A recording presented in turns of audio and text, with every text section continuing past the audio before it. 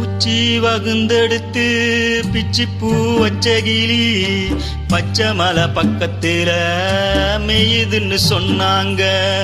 மெய்யுதுன்னு சொன்னதுல நயம் என்ன கண்ணாத்தா. உச்சி வகுந்தெடுத்து பிச்சி பூ வச்ச கிளி பச்சை மலை பக்கத்துல